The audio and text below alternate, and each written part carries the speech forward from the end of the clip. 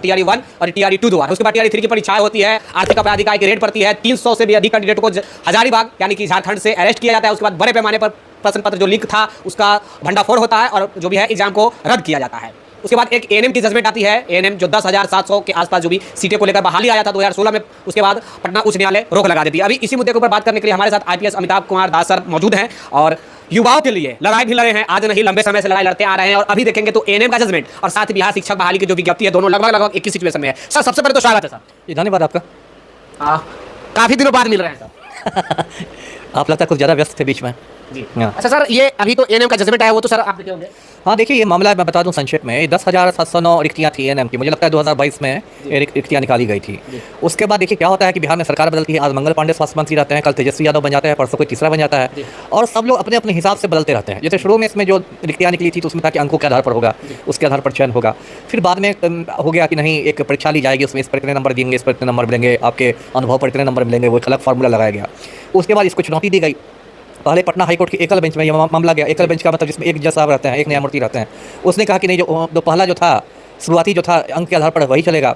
उसके बाद राज्य सरकार असंतुष्ट थी तो राज्य सरकार ने उसको चुनौती दी डबल बेंच में, जिसमें 2 न्यायमूर्ति रहते हैं। डबल बेंच ने भी कहा कि नहीं, एकल बेंच का फैसला सही था। तो अब फिर राज्य सरकार हाईकोर्ट में 2 बार हार गई, एकल बेंच में भी डबल बेंच में भी। तो अब सरकार सुप्रीम कोर्ट में चली गई है। अब क्या है देखिए, इससे क्या हो रहा है कि 2-3 बातें। एक तो क्या है कि उम्र निकलती जा रही है बच्चों का, है ना। नेताजी की तो उम्र कभी नहीं निकलती है, वो तो 90 साल में भी 90 साल में भी युवा और कर्मठी रहते हैं। जो उम्र निकलती है वो मतलब जो लड़के लड़कियां अभ्यर्थी हैं उनकी निकलती है। तो उम्र निकल रही है। अब कब सुप्रीम कोर्ट में गया तो फैसला लटक गया, एक अनिश्चितता की स्थिति आती है ना।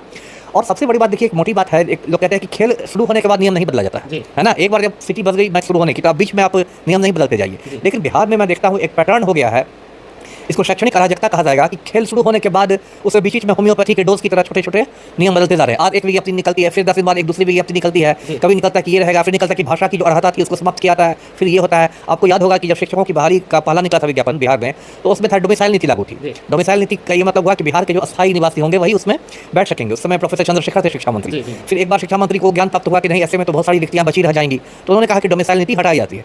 अरे ये ज्ञान तो थोड़ा पहले प्राप्त होना चाहिए था ना, जब आप विज्ञापन के नियम बना रहे थे उसी समय आपको सोचना चाहिए था, उसी से माइंड अप्लाई करना था। ऐसे ही होता है। तो अब क्या इस वजह से क्या होता है, एक तो अनिश्चितता होती है, दूसरी बात होती है कि मुकदमेबाजी होती है।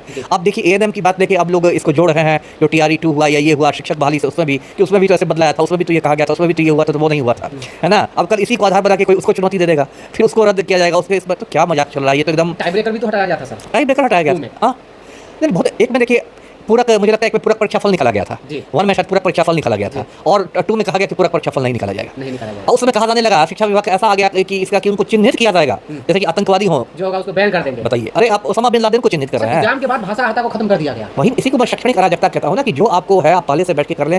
ऐसे करते हैं आप, लिटिगेशन को बढ़ावा देते हैं, मुकदमेबाजी को बढ़ावा देते हैं। अब कोई भी कोर्ट है, हाई कोर्ट है या सुप्रीम कोर्ट है, सब जगह लाखों लाख मुकदमे लंबित रहते हैं, है ना। ऐसा नहीं कि आज के आप गए और कल सुबह आपको फैसला पकड़ा दिया जाएगा, उससे तारीख पर तारीख पड़ती है। अब उससे क्या होता है कि युवाओं में हताशा हो जाती है, एकदम अनिश्चित भविष्य उनका हो जाता है, उम्र निकलती जाती है। तो क्या मजाक चल रहा है आप तो इस पर। और पलटू राम तो अपना मगन है, 4,000 से ज़्यादा सीट जीत रहे हैं। अब तो कुछ अनर्गल प्रलाप करना। भारत में 4,000 सीट है, जो 4,000 सीट जीत रहे हैं। भारत में तो नहीं है, चुनाव तो 45 सीटों के लिए हो रहा है, लेकिन पलटू राम अपना अपनी दुनिया में है। पलटू राम को कौन रोकेगा, है ना। वो 4,000 सीट जीत जाएंगे तो उनकी एक अलग ही दुनिया बन गई है। तो ये मतलब बिहार में आप क्या देख रहे हैं, ये एक मजाक बन गया है। एक जगह किसी का स्लिप ऑफ टंग हो सकता है, किसी की जीप फिसल सकती है, बार बार अलग अलग जाके हर जगह एक ही बार 4,000 जीत जाएंगे। क्या मजाक है, पूरे बिहार को आपने मजाक बना के रख दिया है जी। अच्छा सर, एक लास्ट प्रश्न होगा आपसे। जिस प्रकार एएनएम की जजमेंट आती है पटना उच्च न्यायालय यानी कि हाईकोर्ट, पटना हाईकोर्ट से, क्या उम्मीद लेकर चला जाए कि बिहार के युवा जो ऑलरेडी शिक्षक बन चुके हैं उनको डरने की आवश्यकता है, या डरने की आवश्यकता नहीं है जो शिक्षक बन गए?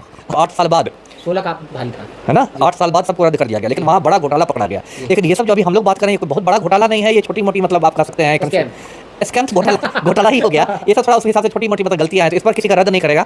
न्यायपालिका भी थोड़ा मानवीय दृष्टिकोण रखता है ना, कि आप जिस आदमी ने मतलब क्लियर कर लिया, जिस आदमी ने योगदान भी दे दिया, जो आदमी नौकरी कर भी रहा है, उसको छोटी सी बात पर तो नहीं हटा देगा, है ना।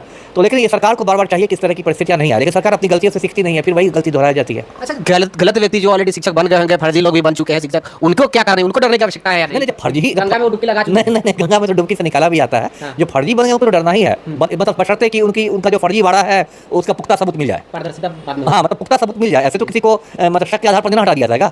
यदि फर्जीवाड़ा में किसी का पुख्ता सबूत मिल जाता है तब तो वो कभी भी नौकरी के किसी भी मोड़ में उसको हटा सकता है। मान लीजिए एक बात में उदाहरण करता, कोई अनुसूचित जाति का व्यक्ति है, नहीं सामान्य श्रेणी का व्यक्ति है, उसने एक फर्जी जाति प्रमाण पत्र बना के नौकरी ले ली, तो नौकरी करने के 20 साल बाद भी उसको बर्खास्त किया जा सकता है और उससे पैसे भी वसूले जा सकते हैं कि जितना वेतन तुमने दिया सरकार से लौटाओ। तो यदि फर्जीवाड़ा का वाले जो है वो तो कभी भी पूरी तरह सुरक्षित नहीं रह सकते हैं, है ना। अच्छा सर, वेस्ट बंगाल का जजमेंट जो आया अभी आप ये बताया कि जो 2016 में बहाली आया था जजमेंट, लगभग 8 साल बाद ये जजमेंट आती है जिसमें कहा जाता है कि बहाली को हम रद्द करते हैं। तो वहाँ बड़ा घोटाला था, यहाँ छोटा घोटाला, घोटाला ही तो होता है ना सर, चोरी ही हुआ। नहीं ठीक है, चोरी होती है, तभी एक मान लीजिए किसी ने ककड़ी, किसी गरीब आदमी ने ककड़ी चुरा ली और किसी आदमी ने मतलब आभूषणालय में जाके करोड़ों के गहने चुरा लिए, तो ठीक है, चोरी की गंभीरता भी थोड़ी अलग अलग हो जाती है। कोई चोरी से पूरा देश हिल जाता है, दुनिया हिल जाती है, कोई चोरी मटिया, ठीक है आपकी बात सही है, लेकिन किस स्तर पर घोटाला हुआ है वो स्तर भी देखा जाता है।